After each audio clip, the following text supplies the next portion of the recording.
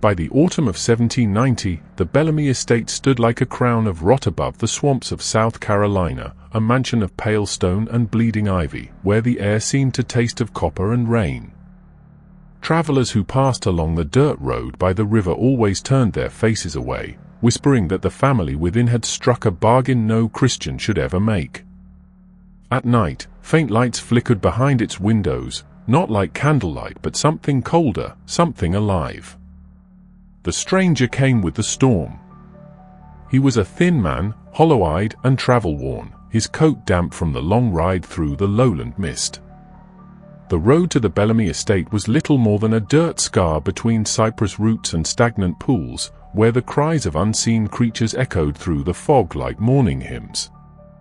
His name, if he ever offered it, was Samuel Hargrove, a drifter by circumstance, a bookkeeper by trade, though the truth of either was uncertain.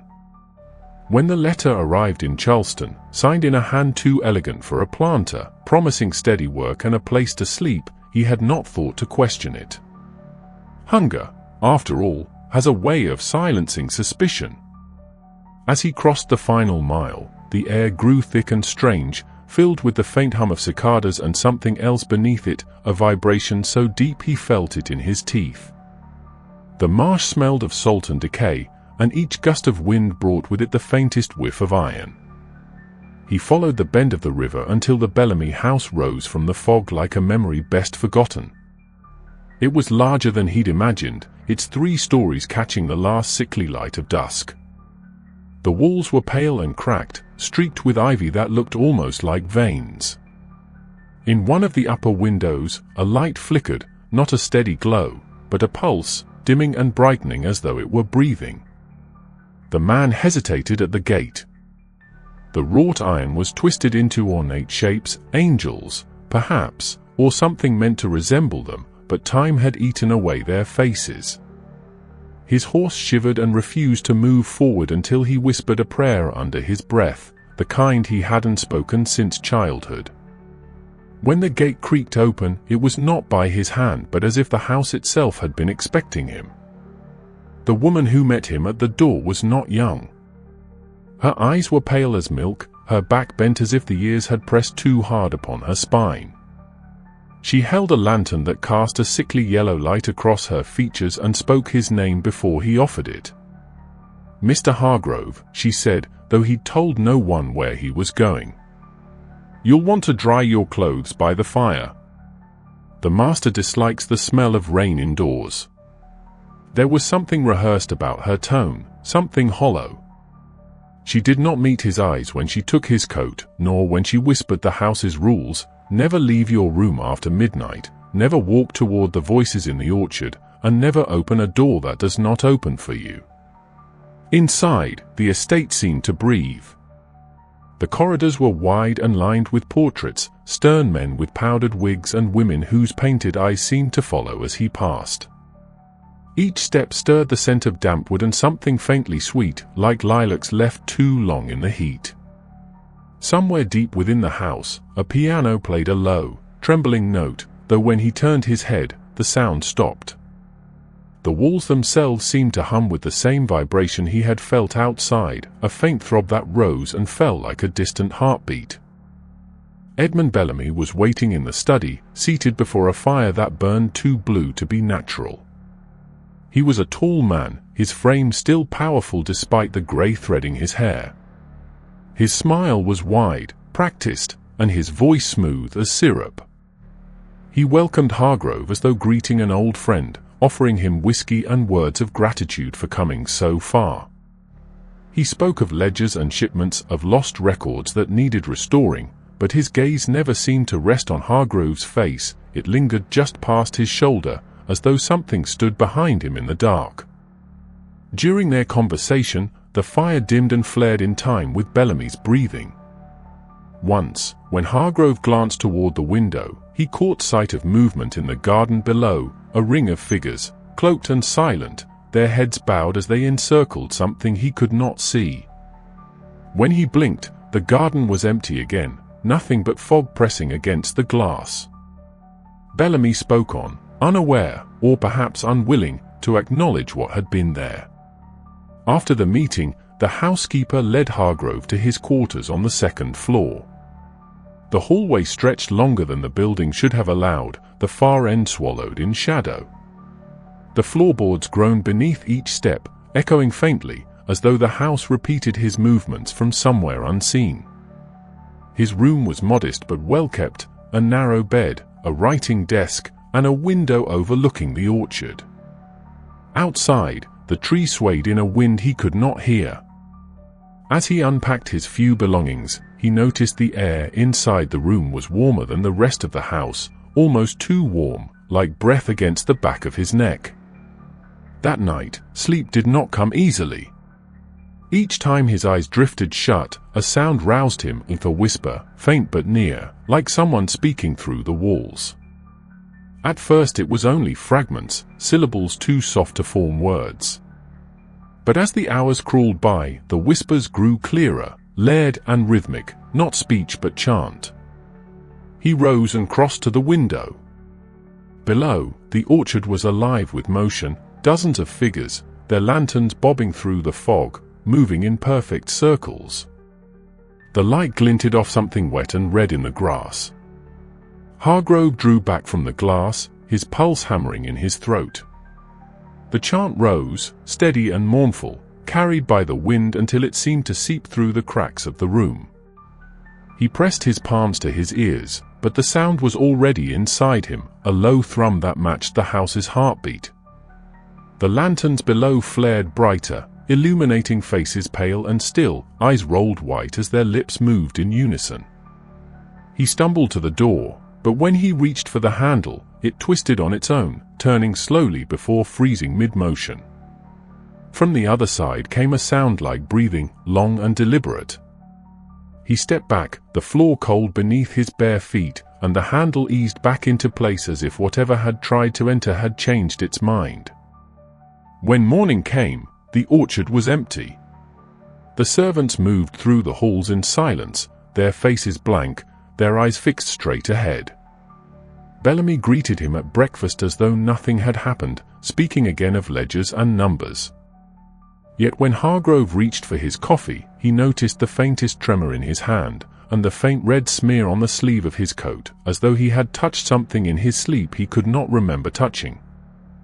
The second week in the Bellamy house began with rain, a ceaseless, heavy downpour that turned the fields to rivers and the orchard into a lake of black water. The house seemed to thrive in the storm, as if the thunder fed it. Each lightning strike flashed through the tall windows, painting the portraits along the hall in pale, ghastly light.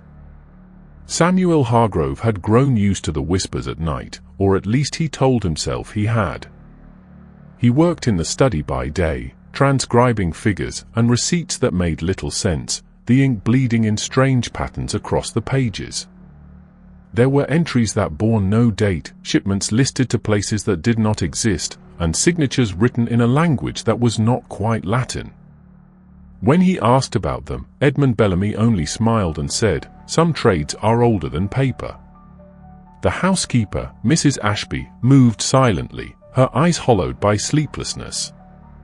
She never entered the study and never lingered in the eastern corridor.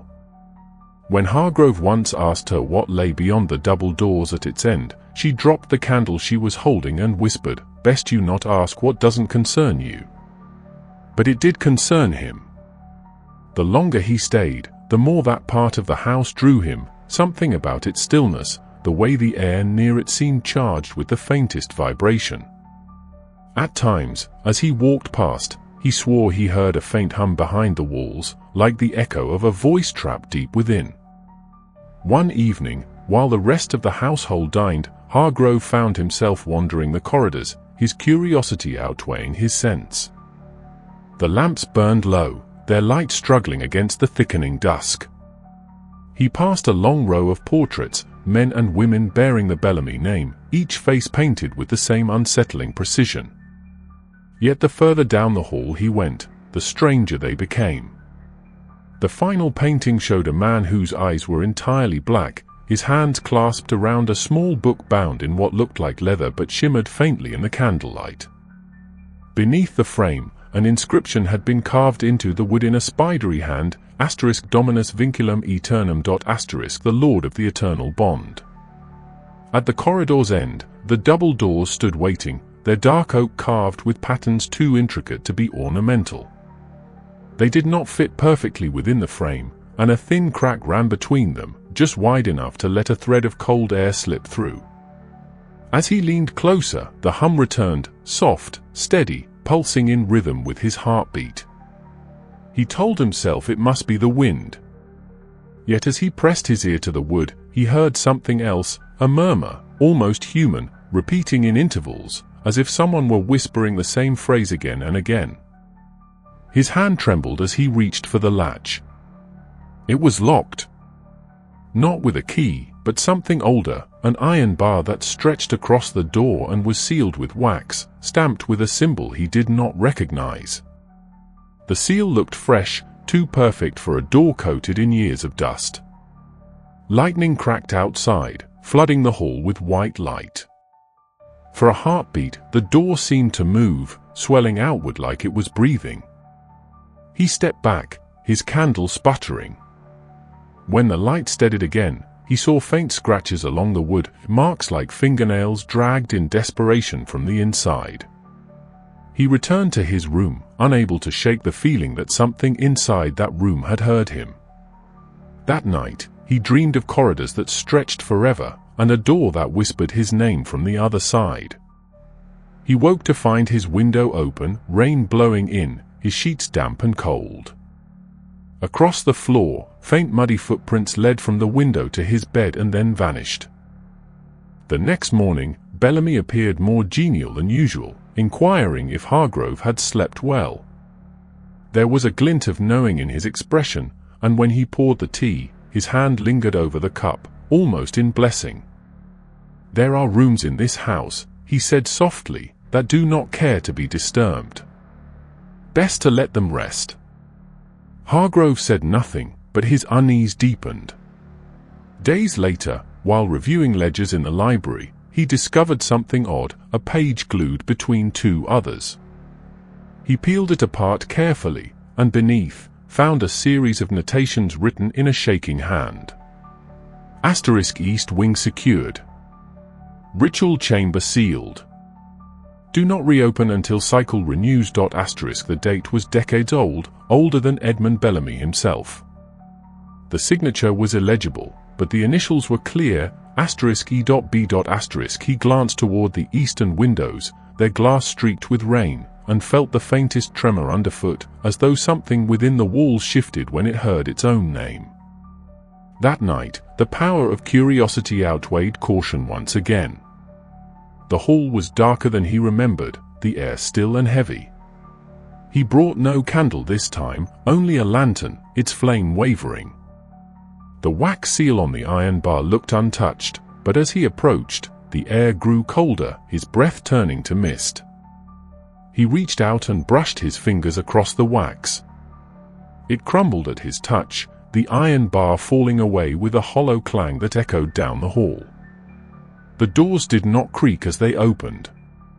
They sighed, exhaling stale air that smelled of earth and age. The lantern's light flickered across stone walls, not wood. The chamber beyond was circular, with symbols etched into the floor and a ring of candles long melted into hardened pools. At the center stood a wooden table, and upon it, a single book, the same as the one from the painting. Its cover seemed to ripple faintly, as if alive beneath the surface. The moment he stepped inside, the door behind him shut soundlessly. He tried to turn back, but his feet refused to move. The hum filled the air again, louder now, vibrating through his ribs. He felt it crawl into his skull, burrowing deep until the rhythm became thought. He raised the lantern higher. The walls were covered in handprints, hundreds of them, pressed into the stone as if from within.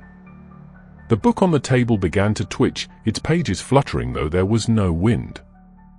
A whisper filled the room, low and layered, thousands of voices speaking the same word, though he could not understand its meaning. The lantern's flame sputtered. He reached out, compelled by something he did not control.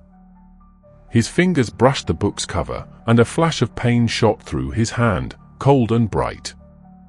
When he snatched it back, he saw a mark burned into his skin, a small circle crossed by 3 lines, identical to the symbol on the seal. The whisper ceased, the hum fading into silence, and for a long moment there was nothing but the sound of his own breathing. Then, from deep within the wall, something knocked, once, twice, slow and deliberate, as if answering him. The night of the full moon arrived heavy and red, swollen low over the marshlands like a wound in the sky. The air around the Bellamy Estate carried a strange electricity, humming faintly through the trees as though nature itself was holding its breath. The servants worked in silence that day, their movements mechanical, their eyes avoiding the windows. Even Mrs. Ashby refused to speak, her hands trembling as she barred the kitchen door once supper was done. When Hargrove asked if the family expected guests, she looked at him with a hollow stare and said only, "They always do when the moon turns that color." He had tried to convince himself that the door in the east wing, the humming walls, and the mark that had appeared on his palm were tricks of exhaustion.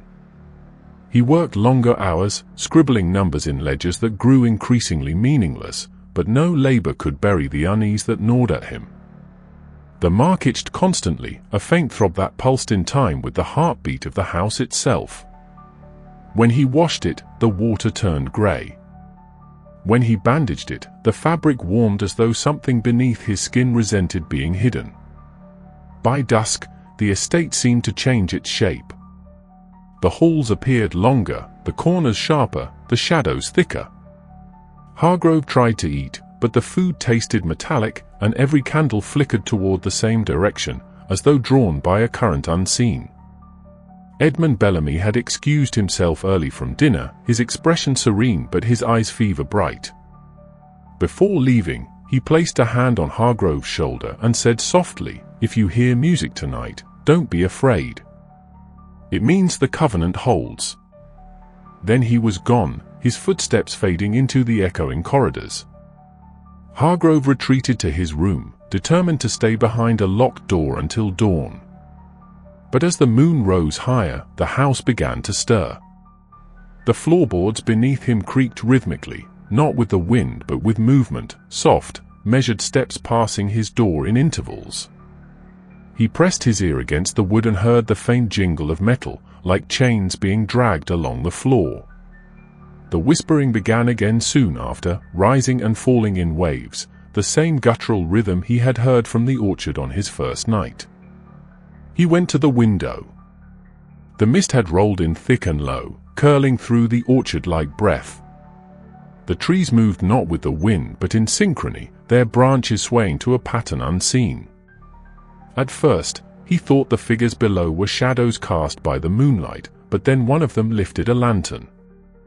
There must have been 50 of them, men and women, cloaked in black, their faces obscured by hoods.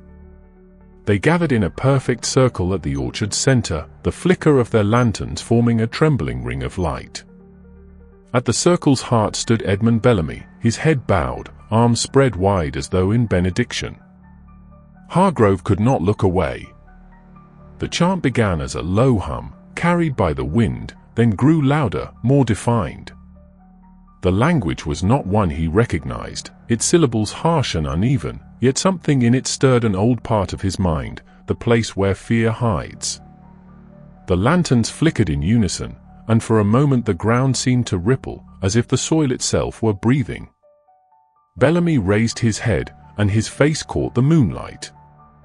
His eyes shone with a feverish light, his mouth moving in words that made the very air vibrate. Then, from within the circle, a shape began to rise.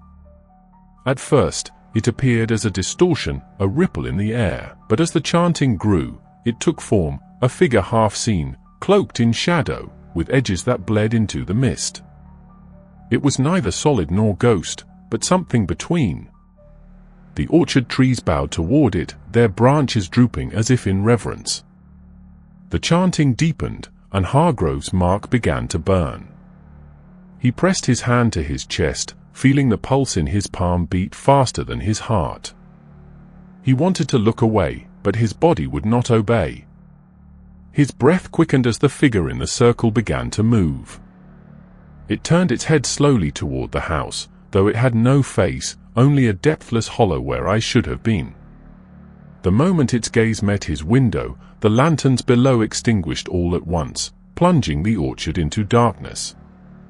The silence that followed was immense, broken only by the pounding of his heart. Then came a single sound, the long, drawn-out creak of the back door opening somewhere downstairs. Hargrove stumbled back from the window, knocking over his chair. The room seemed to tilt, the walls breathing around him. The whisper returned, closer now, echoing inside his skull rather than his ears. He fled into the hall, clutching his lantern, its flame sputtering wildly.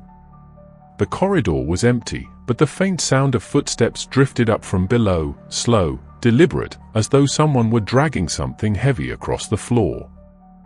He called out for Mrs. Ashby, but only the echo of his voice answered, warped and distant. He descended the stairs. The air grew colder with each step, thick with a scent like wet iron. The front door stood wide open, moonlight spilling across the foyer. In that pale glow, he saw tracks, bare footprints, dozens of them, leading from the door toward the orchard. Some were small, childlike. Others were too long, too thin, the prints stretching unnaturally, as though made by something that walked but was never meant to. Compelled by a force he didn't understand, he followed. The grass was slick beneath his shoes, the mist dense enough to blur the edges of the world. When he reached the orchard, the circle was empty. The candles and lanterns had vanished. The only sound was the low rustle of leaves. But the ground at the center was disturbed, the soil churned as if something massive had pushed its way upward, or downward. He crouched and touched the earth. It was warm. Beneath his fingers, the soil moved, pulsing faintly, as though something beneath it still lived. A voice broke the silence then, soft and clear behind him. "You shouldn't be here, Mr. Hargrove." He turned sharply. Edmund Bellamy stood at the edge of the clearing, his clothes immaculate, his expression calm. Yet his eyes glowed faintly in the moonlight, like two embers waiting for breath. "It is not yet your night," Bellamy said, stepping closer. "But the house has chosen you all the same." The mark on Hargrove's palm blazed like fire. His vision blurred, the world spinning. Bellamy raised his hand in quiet command, and from the shadows between the trees, the cloaked figures began to emerge again, their faces hidden, their movements graceful and inhuman. They formed a circle around him once more, their chant rising again, older now, heavier, the sound of the marsh and the grave combined. The ground beneath his feet trembled, and the air thickened with the scent of salt and blood. In that moment, as the moon reached its zenith, he understood that the Bellamy fortune had not been built by mortal labor.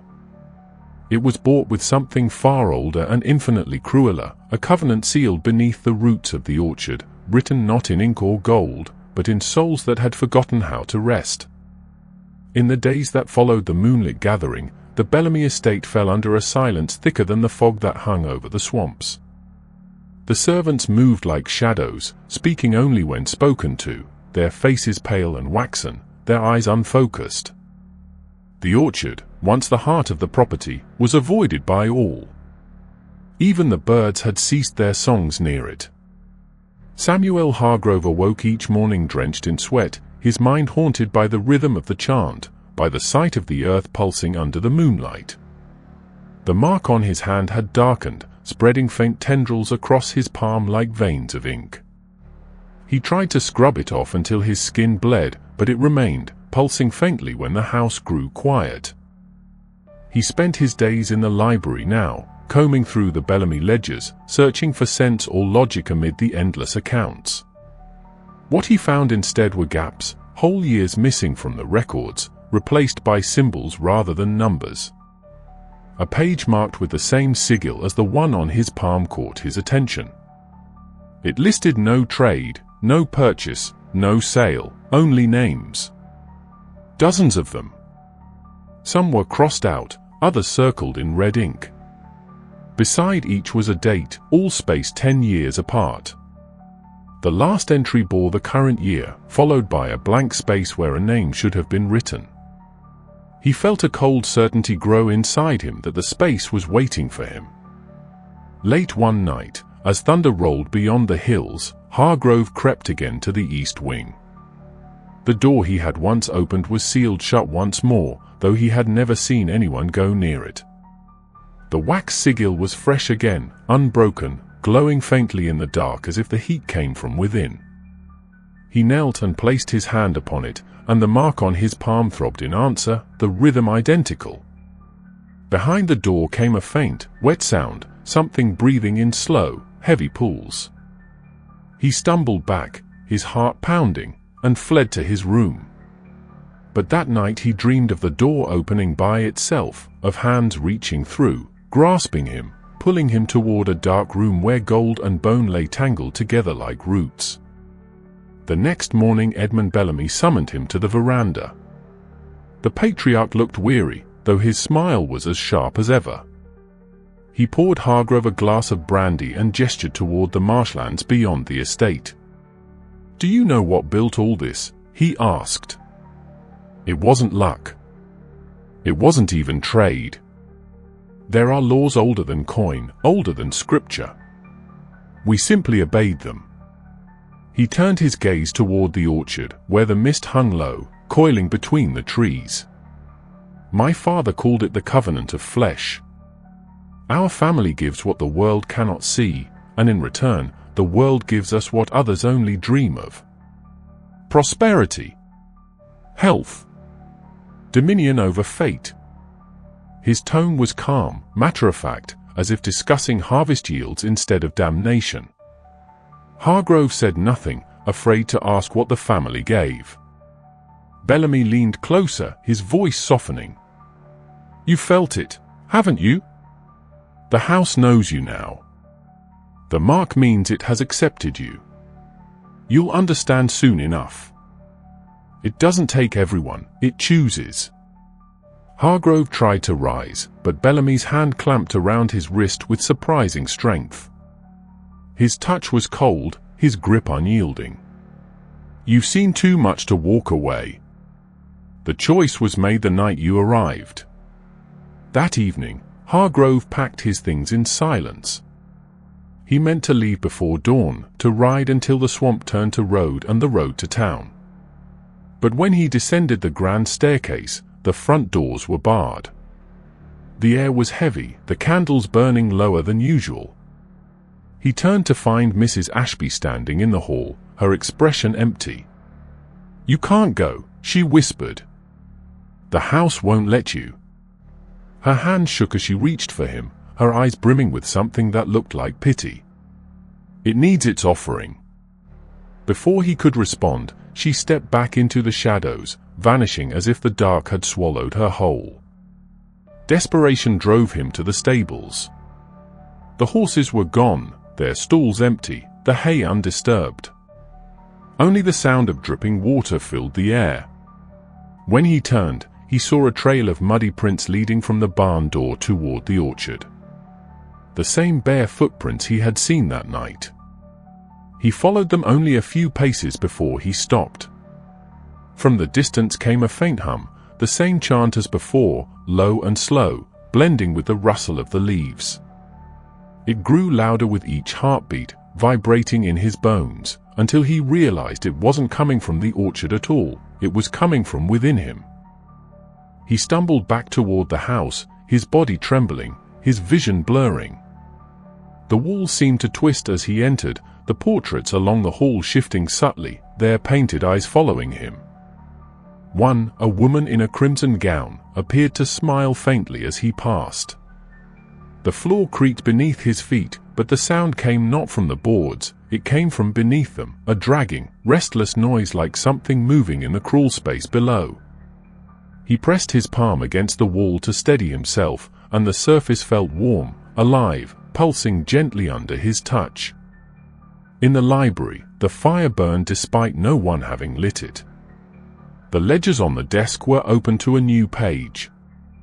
His name had appeared in neat handwriting, the ink still wet. Beside it, in red, was a date, the very next night. His breath came shallow, his heart hammering against his ribs. He tore the page out and threw it into the fire, but instead of curling and blackening, it burned with a bright white flame and vanished without ash. He heard footsteps behind him then. Slow, measured, deliberate. Bellamy's voice came softly through the crackling firelight. It was never about the work, Mr. Hargrove. You were summoned, not hired. The family does not trade in ledgers anymore, we trade in continuity. Hargrove turned, his mouth dry, his mind spinning. Continuity, he managed to whisper. Bellamy smiled thinly. The covenant requires renewal. Every decade, a new keeper must bear the mark. We gave up blood long ago. Now it takes devotion. Hargrove backed away, the walls closing in around him, the air thick with the scent of iron and smoke. Why me? He choked out. Bellamy's smile widened, revealing teeth too even, too white. Because you opened the door, he said. And once you've opened it, it never closes again. The candles flickered, the floor trembled, and somewhere beneath the house, something groaned in response. The fire roared higher, and for an instant, Hargrove saw faces within it, faces of men and women twisted in silent screams, their eyes black pits of devotion. The mark on his palm flared bright red, and he fell to his knees, the room spinning around him as the whispering began again, countless voices speaking in perfect unison, promising him wealth beyond measure if he would only surrender what was left of himself. The following night arrived cloaked in fog so dense the world beyond the Bellamy Estate seemed erased, as if the swamp had swallowed the horizon whole. The air was heavy with a metallic tang, and a strange stillness clung to the land. Not even the cicadas dared to stir. Samuel Hargrove sat in his room, his suitcase packed beside the door, though he no longer believed he would make it past the gates. Every attempt to leave had failed, the horses gone, the doors barred, the road leading away from the property vanishing into a mist that turned him back on himself. It was as though the house stood at the center of some impossible labyrinth that shifted each time he thought he'd found the way out. He had stopped fighting the thought that the house wanted him to stay. The mark on his palm pulsed steadily now, visible even in the dark, the skin beneath it bruised and hot. He had wrapped it in cloth, but the fabric stained with something dark that wasn't blood. He had begun to hear the whispering even in daylight, murmurs in corners where no one stood, echoes behind his own breathing. The faces of the servants grew more vacant with each passing hour. When he passed them in the corridors, they would stop, bow their heads, and mutter words he could not understand. Their eyes had taken on that same distant shimmer he had seen in Bellamy's gaze, a dull reverence that looked too much like surrender. When the clock in the hall struck midnight, the whispering stopped. For the first time in days, the house was utterly silent. Then, faintly, came a sound like a distant bell tolling deep beneath the earth. It vibrated through the floor, through the walls, through the bones of his skull. Hargrove rose, drawn to the window despite his dread. The orchard glowed faintly in the fog, the same pale light that had haunted his dreams. He saw movement among the trees, lanterns again, dozens of them, swaying like will-o-wisps in a pattern too deliberate to be random. The figures returned, cloaked and hooded, their procession slow and ritualistic, forming a circle in the wet grass. At the center stood Edmund Bellamy, hands clasped before him, his white coat luminous under the moonlight. Hargrove's breath fogged the glass. This time he saw something else, 5 figures being led into the circle. Servants, faces blank, their bodies stiff as though sleepwalking. He recognized Mrs. Ashby among them. Her hair had come loose, and she swayed slightly as if drugged. Bellamy raised his arms, his voice carrying clearly even through the thick mist. It was not English but something older, its syllables sharp, cutting through the air like blades. The ground beneath the circle began to shimmer, black soil seeping up as if bleeding. The servants fell to their knees. A pale light spread from the center, glowing through the earth itself, outlining the symbol that had been branded onto Hargrove's palm.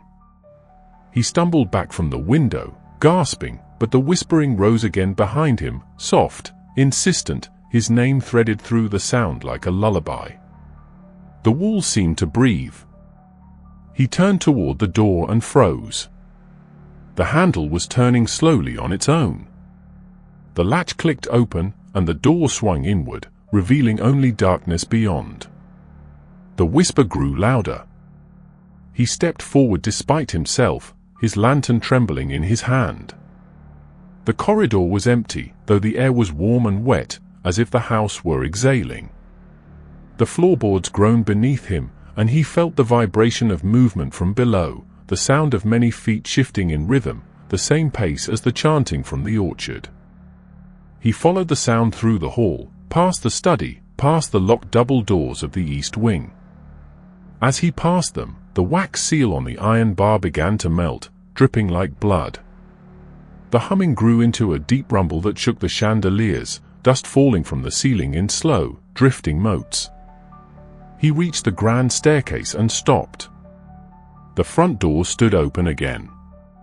Cold air rolled through them, thick with the scent of earth and salt. Outside, the fog pulsed faintly, alive with light. He stepped onto the porch.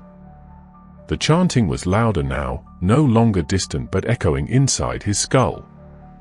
His body moved of its own accord, carrying him toward the orchard.